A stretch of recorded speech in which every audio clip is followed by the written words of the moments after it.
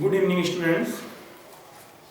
आप अगले वीडियो में आपको 2022 के सेट नंबर 1 का खंड खा लगवाने वाले हैं। आज के वीडियो में लास्ट वीडियो में आपको खंड का बता दिया था, फिजिक्स का पोर्शन हो चुका था। आज केमिस्ट्री का पोर्शन लगाते हैं। ठीक है, देखिए प्रश्न नंबर 5 का क्या कह रहा है। कह रहा है शुद्ध जल का पीएच मान कितना होता है। तो शुद्ध जल का पीएच कितना होता है, इसका आंसर होगा 0, 1, 7, 14। इसका आंसर है नंबर 3, 7। क्योंकि शुद्ध जल उदासीन होता है और जिस विलयन का पीएच मान 7 होता है विलयन उदासीन होता है। 7 से कम होने पर अम्लीय और 7 से अधिक होने पर क्षारीय होते हैं। ठीक है, इसके बाद कह रहा है आम्ल से हाइड्रोजन हटाने वाली धातु। तो आम्ल से हाइड्रोजन कौन धातु हटाती है, जो सक्रियता श्रेणी में या विद्युत अर्थानी श्रेणी में हाइड्रोजन से ऊपर स्थित होती है। देखिए जिंक, कॉपर, सिल्वर और मरकरी, 4 धातुएं आपको दे रखी हैं।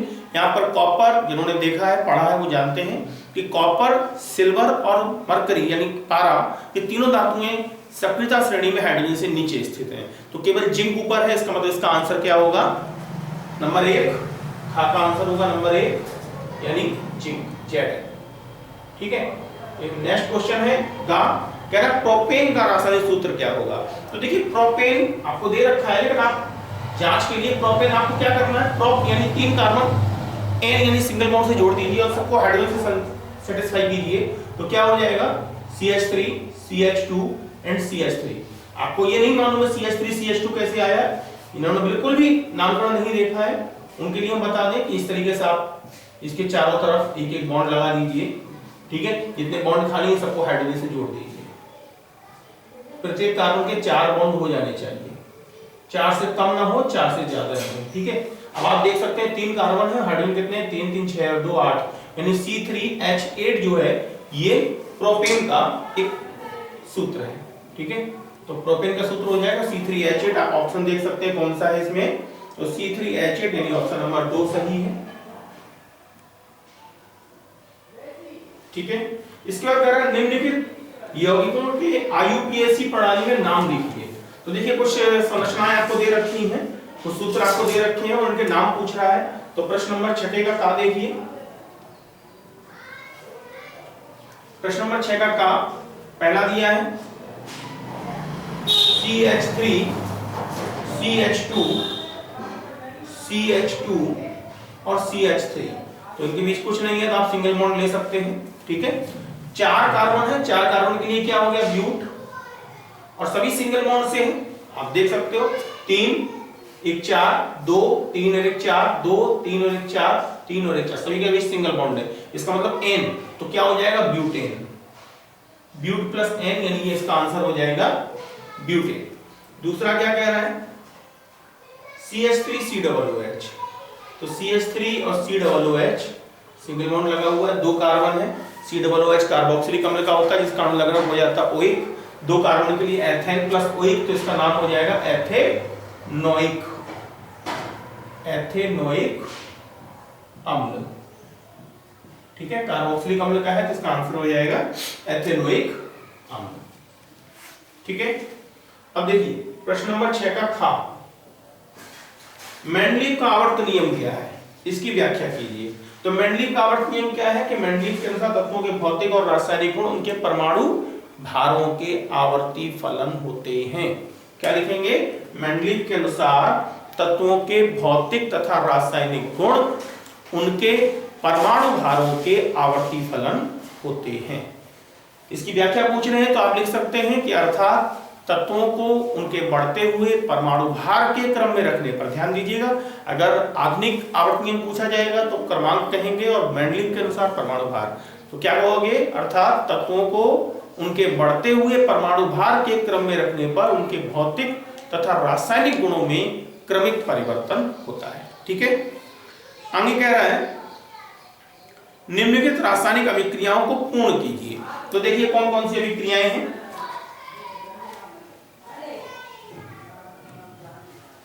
गा, 6 का गा देखिए, CH3COOH प्लस C2H5OH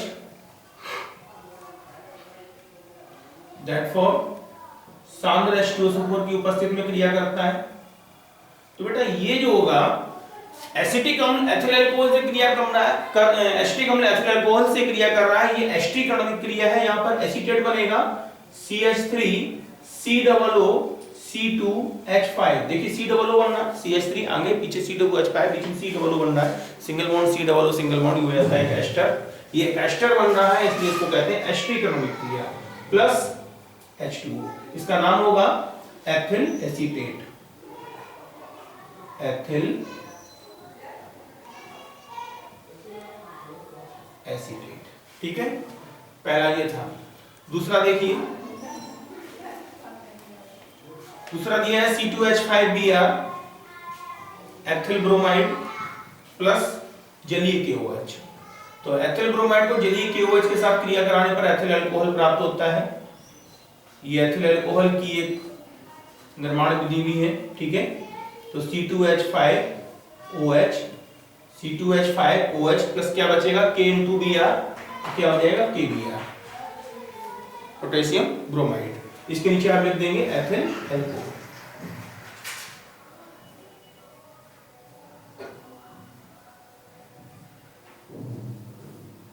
ये आपका हो जाएगा एथिल अल्कोहल। ठीक है, धावन सोडा था मीठा सोडा का नाम तथा सूत्र लिखिए। तो धावन सोडा का सूत्र क्या होता है, प्रश्न नंबर 7 का कहा देखिए।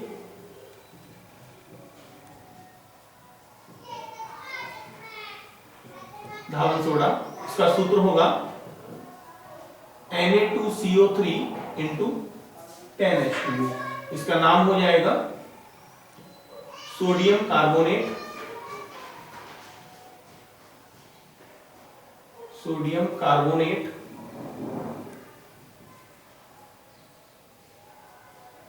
डेकाहाइड्रेट। ठीक है, और दूसरा दे रहा है मीठा सोडा। मीठा सोडा इसको कहते हैं खाने वाला सोडा या बेकिंग सोडा भी कहते हैं इसको। ठीक है, इसको बेकिंग सोडा भी कहते हैं। इसका सूत्र क्या होता है, इसका सूत्र होता है NaHCO3 और इसका नाम हो जाएगा सोडियम बाइकार्बोनेट, सोडियम बाइकार्बोनेट। ठीक है, सातवें का हो गया।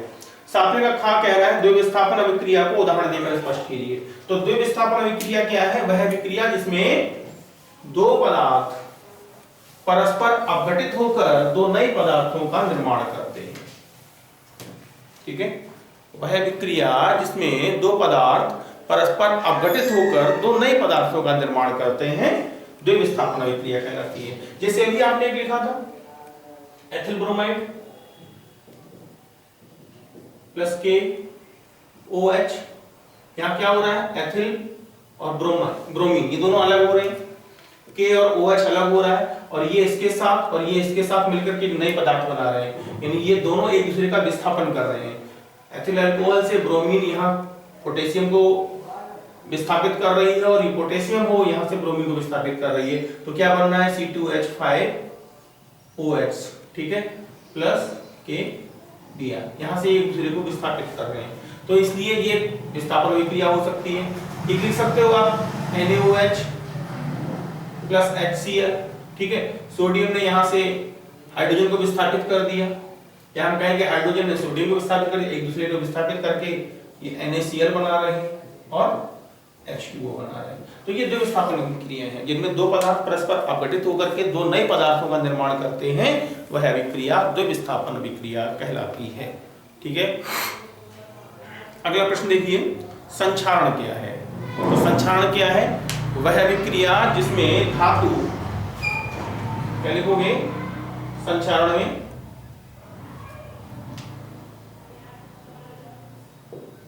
धातुएं नमी तथा वायु की उपस्थिति में ऑक्सीकृत होकर धीरे धीरे नष्ट हो जाती है।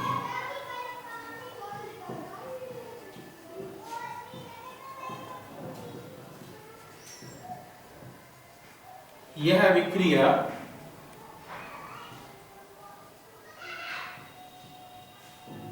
संक्षारण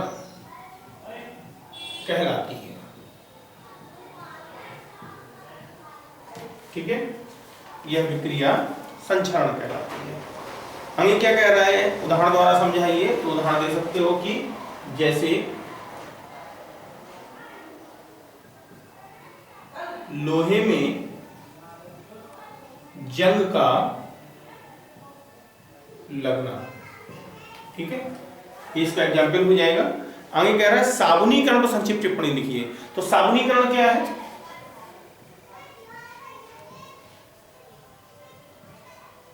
साबुनीकरण क्या है?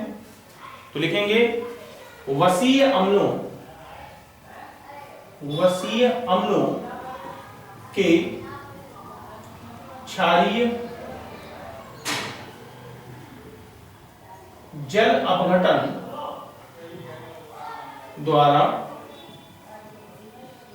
साबुन प्राप्त करने की क्रिया।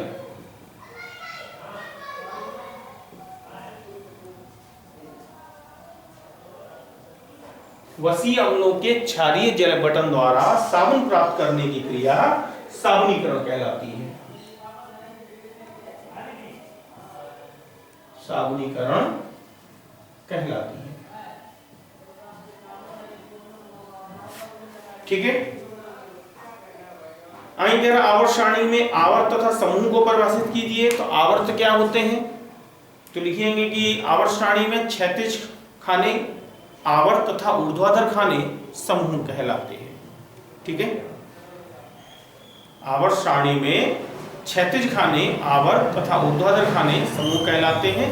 आवर्तों की संख्या 7 होती है, जबकि समूह को 2 भागों में विभाजित किया गया है, ए तथा बी। इनकी संख्या 8 होती है। अष्टम को शून्य वर्ग कहते हैं। पी खंड में अष्टम को शून्य वर्ग कहते हैं। ठीक है, आगे कह रहा है निम्नलिखित पर संक्षिप्त टिप्पणी लिखिए। रिडॉक्स अभिक्रिया। रिडॉक्स अभिक्रिया क्या है? तो लिखेंगे कि वह अभिक्रिया जिसमें उपचयन तथा अपचयन की क्रियाएं एक साथ होती हैं, रिडॉक्स अभिक्रिया कहलाती है। वह अभिक्रिया जिसमें उपचयन तथा अपचयन, यानी कह सकते हैं ऑक्सीकरण तथा अपचयन की क्रियाएं एक साथ होती हैं, रिडॉक्स अभिक्रिया कहलाती है। सजातीय श्रेणी। तो इसके लिए लिखोगे कि एक समान क्रियात्मक समूह वाले यौगिकों को, एक समान क्रियात्मक समूह वाले कार्बनिक यौगिकों को, ठीक है, एक समान क्रियात्मक समूह वाले कार्बनिक यौगिकों को उनके बढ़ते हुए कार्बन परमाणुओं के क्रम में रखने पर प्राप्त श्रेणी सजातीय श्रेणी कहलाती है। ठीक, मेंडलीव की आवर्त सारणी की विशेषताएं क्या है? तो मेंडलीव की आवर्त सारणी की क्या विशेषताएं थी? मेंडलीव की आवर्त सारणी की सबसे प्रमुख विशेषता ये थी कि उन्होंने